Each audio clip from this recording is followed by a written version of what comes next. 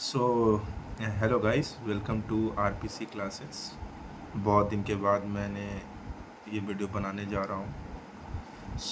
आज का जो टॉपिक है वो है आपका मेन जो सीए फाइनल का आज आईबीएस का पेपर था उसके बारे में। हुआ क्या कि आईसीआई के रिसेंट ईयर्स में ये आज तक का सबसे टफेस्ट पेपर्स के कैटेगरी में फॉल कर सकता है। आज का आईबीएस का पेपर देखा जाए तो मतलब it is out of the box questions पूछे गए थे आज पूरा। मतलब whosoever is the paper setter, उसको अगर हम लोग खुद उनको 4 घंटा या 4 आवर्स दिया जाए सॉल्व करने के लिए तो वो इनफ नहीं है वो पेपर सॉल्व करने के लिए। Since it is out of the box, ये बहुत ही ज़्यादा टफ लगा होगा जिन्होंने आज एग्ज़ाम दिया है। पहले तो उनको भी अप्रिशिएट किया जाए क्योंकि उन्होंने इतने टफेस्ट पेपर्स को सॉल्व किया। आज 4 घंटा झेला है इस पेपर को बहुत ही शिद्दत से। तो कुडोस टू देम। और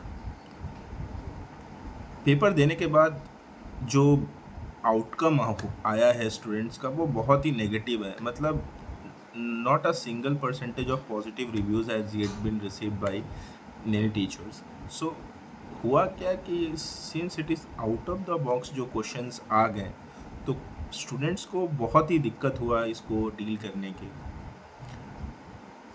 जैसे अगर आप मान लो, जैसे मेरा टर्म में जो था, हम जब जिस टर्म में मैंने एग्ज़ाम दिया था अपना ग्रुप 2 का, उसमें आई गॉट 71। तो उसमें मेरे 75 मार्क्स के एकदम डिट्टो क्वेश्चन फंस गए थे। बट इस बार क्या हुआ, पिछले 2 टर्म से क्या हो रहा है कि जो क्वेश्चंस है ना वो फंस नहीं रहे। और सिंस आईबीएस का जो नया इंट्रोडक्शन हुआ है मई 24 से, तो वो पेपर्स को क्या कर रहा है कि सिंस इतना कवरेज हो जा रहा है कि बच्चों स्टूडेंट्स के पास उतना कैपेबिलिटी नहीं बच रहा है कि कितना कितना इनहेल करेंगे। इनटेक करने का जो उनका कैपेसिटी है वो नहीं कर पा रहे हैं। क्योंकि देखा जाए तो एक स्टूडेंट कितना पढ़ेगा, आप समझिए। आप 2 पेपर्स को जब हटा रहे हैं, किसी भी दोनों ग्रुप में से एक पेपर को जो आप हटा रहे हैं, बट एट लास्ट आप उस स्टूडेंट को ये बोल रहे हैं कि आपको वो 2 पेपर भी पढ़ना पड़ेगा। आप समझिए बात को। आप वो 2 पेपर पढ़िए फिर एग्ज़ाम दीजिए। मतलब कान हम इस साइड से पकड़े या इसको घुमा के पीछे से पकड़े, बात सेम हो गया। तो ऐसा ही कर रहा है। तो आप ऑल्दो बहुत सारे स्टूडेंट जो ये सोचे होंगे कि अरे क्या ही पूछ लेगा, छोटा छोटा चीज़ अगर जो एससीएमपी से हुआ या लॉ से हुआ उसे क्या ही कितना ही कुछ पूछ लेगा, उतना वो दिक्कत नहीं किया जितना दिक्कत किया आपका डीटी और आईडीटी का जो क्वेश्चन आया हुआ था वो। और गुरु क्या ही क्वेश्चन था। मतलब no one can expect such kind of questions in IBS paper, specially in case of DT.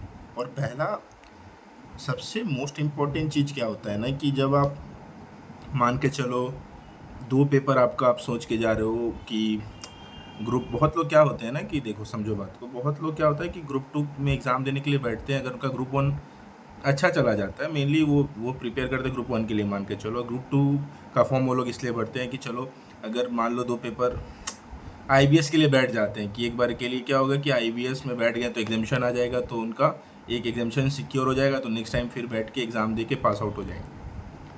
But इस बार आईसीआई ने क्या किया कि दे हैव प्लेड वेल। अगर आप गौर करेंगे तो पहला 2 paper is okay okay type ना। DT IDT is much easier than DTS अगर कंपेयर किया जाए लास्ट प्रीवियस ईयर्स के पेपर से। तो बट नोबडी हैज़ एक्सपेक्टेड कि जो आपका आईबीएस का पेपर होगा वो इतना मतलब बाहर का आ जाएगा कि आप मतलब स्टूडेंट लोग का हाथ पैर कांप रहा था गुरु, देखा जाए तो। मतलब एज जैसे मैं टेलीग्राम का जो कमेंट्स पढ़ रहा था अलग अलग जो ग्रुप्स में, उसमें मैं ये देख रहा था कि स्टूडेंट ये भी बोल रहे थे कि भाई मेरा हाथ पैर ठंडा हो गया था क्वेश्चन पेपर देख के। तो आप एक समझ सकते हैं कि जो एग्ज़ाम दे रहे होंगे उन 4 घंटे उस 4 आवर्स में उन लोग का क्या हालत हुआ होगा, आप ये सोचिए। तो जो पेपर सेटर है, आई डोंट नो आईसीआई का क्या माइंडसेट रहा है इस बार के पेपर सेट करने में, चाहे वो ग्रुप 1 का हो चाहे वो ग्रुप 2 का हो। सो आई डोंट नो आईसीआई का क्या माइंडसेट रहा है इस बार का पेपर सेट करने में, चाहे वो ग्रुप 1 का हो चाहे वो ग्रुप 2 का हो। बट एक चीज़ जो we have highlighted as a student कि ICI is not going to take it for granted. मतलब इन नॉर्मल सेइंग में अगर बात करें तो आईसीआई बहुत हल्के में पिछले टर्म में जैसे निकाल दिया, बहुत इजी पेपर देगा। अब वो आने वाले 5 टर्म्स में हमको नहीं मतलब एज आई फील कि नहीं लगता कि वो स्टूडेंट्स को इतने आसानी से निकलने देगा, क्योंकि they will maintain the average result for next 3 to 4 और 5 टर्म्स।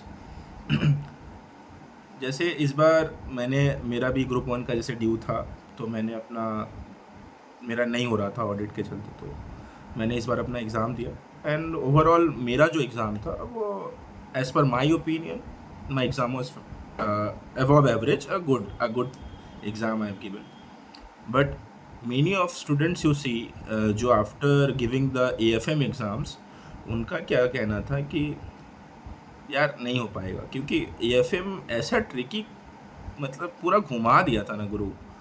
जिनको बेसिक्स नहीं पता होंगे ना AFM का, उनको बहुत दिक्कत होगा आगे चल के। मतलब वो सॉल्व करने में उनको बहुत दिक्कत होगा, क्योंकि सब बैक कैलकुलेशंस पे था। और उसमें 2 क्वेश्चन ऐसे भी थे जो कि गलत थे, जिसमें या तो रेट मिसिंग था, जैसे 2B क्वेश्चन जो था उसका रेट मिसिंग था, और एक क्वेश्चन था जिसमें जो आपका एक्सचेंज रेट वो भी नहीं दिया हुआ था, क्वेश्चन 5 अगर देखा जाए तो। बहुत सारे टीचर्स ने ऐसा कहा है कि अगर if any students have attempted these 2 question then they will get a full marks just for attempting it. But I don't know whether ICI will do it और नॉट, क्योंकि आईसीआई ऐसा करता है कि नहीं, पहले हम कभी सुने नहीं है, तो I cannot assure about it. Okay, affirm नहीं करता मैं इस चीज़ को कि हाँ वैसा होगा, बट अगर देता भी है तो उसका एवरेज भी देता है। लाइक से फॉर एग्जांपल 8 है तो 4 दे ये, और 6 नंबर का जो क्वेश्चन था उसमें 3 दे, तो ऑन एन एवरेज 7 मार्क्स भी अगर देता है आईसीआई तो that will be a good deal अगर देखा जाए। और नहीं तो ऐसा भी हो सकता है कि जो 2 स्टूडेंट्स हैं जिन्होंने 2A 2B क्वेश्चन जो अटेम्प्ट किया था उनको 8 मार्क्स मिल जाए, अगर उन्होंने कुछ 30% या 20% अटेम्प्ट किया है तो। या और जो 5A का क्वेश्चन है उसमें भी वैसे अगर उस टाइप का अटेम्प्ट किया है तो पूरा मार्क्स में मिल जाए। या और दूसरे टाइप के स्टूडेंट होंगे जो मान लो 5A का क्वेश्चन लिख के बस छोड़ दिए हो, 5 तो ये मतलब ग्रुप क्वेश्चन नंबर 5 पूरा सॉल्व किए होंगे, लेकिन उसमें क्या होगा, वो 5A का क्वेश्चन छोड़ दिए होंगे क्योंकि उसे सॉल्व नहीं हो रहा होगा, बिकॉज वो क्वेश्चन इनकम्प्लीट था देखा जाए तो। इस ऑडिट का पेपर बहुत अच्छा था इस बार, मतलब जैसा हमेशा रहता है वैसा रहता है, बट लास्ट टर्म से इस टर्म का ऑडिट का पेपर मतलब इजी था ऐसा देखा जाए तो। अबव एवरेज नहीं बोलेंगे, एवरेज पेपर था। मतलब अगर एक स्टूडेंट अच्छे से पढ़ के गया है तो ही विल मतलब डेफिनेटली पास इट।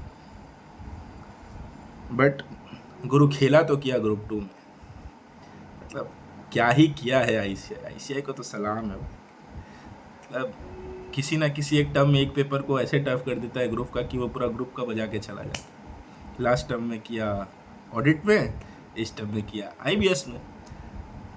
तो हमारा आईसीआई तो वैसे भी महान है, खास करके अब क्या ही बोला जाए। बट कोई नहीं, जिन्होंने एग्ज़ाम दिया है, जिन्होंने अपना 100% दिया है, देख यार बात ऐसा है कि हम लोग स्टूडेंट जो सीए स्टूडेंट्स हैं, हम लोग बहुत अप्स एंड डाउन से गुजरते हैं। उनके लाइफ में सब कुछ ठीक नहीं रहता है ना। उनके माइंडसेट में क्या चल रहा होता है जब वो एग्ज़ाम दे रहे होते हैं ना, वो किसी को नहीं पता है। जब वो पेपर देखते हैं ना, मान के चलो कि वो पेपर देखें, जैसे मेरे लास्ट अटेम्प्ट में मेरा ऑडिट के साथ हुआ है, तो मैंने पेपर देखा, तो पेपर वास मेरे को लगा कि ठीक है, I got 24 marks in MCQ, but मेरा एमसीक्यू पार्ट बहुत अच्छा था। जब मैं डिस्क्रिप्टिव करने बैठा ना गुरु, मेरे को एक थॉट आ गया अचानक से कि क्या मैं पास होऊंगा इस पेपर में। मतलब इतना मेरे को टफ लगा वो पेपर। Actually the paper was really tough. Many of students have passed in पहला 2 paper, but due to audit उन्होंने सीए या तो सीए नहीं बन पाए या तो उनका वो ग्रुप क्लियर नहीं। तो आपका वो बहुत सारा फैमिली का थॉट आने लगता है कि मेरे फैमिली पे क्या बीतेगी जब वो सोचेंगे कि इस टर्म में भी इसका नहीं हुआ और 6 महीना वेट करना पड़ेगा। तो ये सारी चीज़ें हम लोग ऐसे भी बहुत सारी चीज़ों से गुजरते हैं, तो we are use to it. है ना। तो आईबीएस का एक पेपर आया इस बार, घबराने का नहीं। नेक्स्ट टाइम अगर आपका ख़राब गया अगर आपका इस बार ख़राब गया है तो आप अच्छे से प्रिपेयर कीजिए और कोशिश कीजिए कि नेक्स्ट टाइम इतना इजीली ना सोच के जाए कि हाँ आईसीआई बहुत ही आसान कर देगा आईबीएस को। आप समझिए बात को। तो ऐसा ही है मैटर अगर देखा जाए तो बस यही कहना है।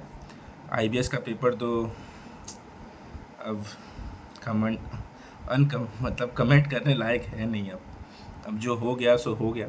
आप अपने आगे वाले, अगर आपको लगता है कि अगर आप अभी से एनालाइज कर पा रहे हैं कि ना मेरे से एक ग्रुप 2 क्लियर नहीं होगा, तो अगर आप ड्यू टू आईबीएस, अगर सिर्फ आईबीएस की बात करें तो आप अभी से अपना प्रिपरेशन स्टार्ट कर दीजिए। आप बैठे मत रहिए कि एग्ज़ाम का रिजल्ट क्या होगा। अल्टीमेटली आपको आईसीआई उतना ज़्यादा ग्रेस मार्क्स में भी हमको नहीं लगता देगा कि आप मतलब पास हो जाएं। 40 अगर दे देता है तो बहुत ही बढ़िया है, क्योंकि जैसा पेपर आया था वैसा लग नहीं रहा है कि वैसा मार्क्स इस बार एक्सपेक्ट किया जा सकता है जैसा लास्ट टर्म का था आईबीएस के पेपर में। सो आई होप आपको ये वीडियो पसंद आया होगा, क्योंकि ऐसा एक टॉपिक है जिसमें अब क्या बोले, आपको पसंद आया होगा कि नहीं आया होगा, बट हाँ एक छोटा सा मेरा कंट्रीब्यूशन था कि मैं बताया कि क्या है, मतलब मेनली आईबीएस के चलते कितना दिक्कत है अभी स्टूडेंट्स के बीच में, माइंडसेट उनका क्या है क्या नहीं है, किस दौर से वो गुजर रहे होंगे अभी आज के एग्ज़ाम के पेपर के देने के बाद। कितनों के चेहरों पे तो अभी खुशी भी नहीं होगी। मतलब बोलते हैं ना कि एग्ज़ाम खत्म होने के बाद बहुत लोग मतलब थोड़ा हैप्पी रहते हैं, बट वो हैप्पी भी नहीं हो रहेंगे हमको नहीं लगता है 1 वीक 2 वीक्स तक। तो प्लीज़ डोंट लूज़ होप्स। जो स्टूडेंट्स का अच्छा नहीं गया है, आप कोशिश करें, आप पॉजिटिव रहें। अगर आपको लगता है आप निकल जाएंगे तो आप बी पॉजिटिव। आप अपने दूसरे काम में आप मेहनत करें, अपना जो भी चीज़ पेंडिंग है वो कंप्लीट करें। तो चलिए साइन ऑफ करते हैं।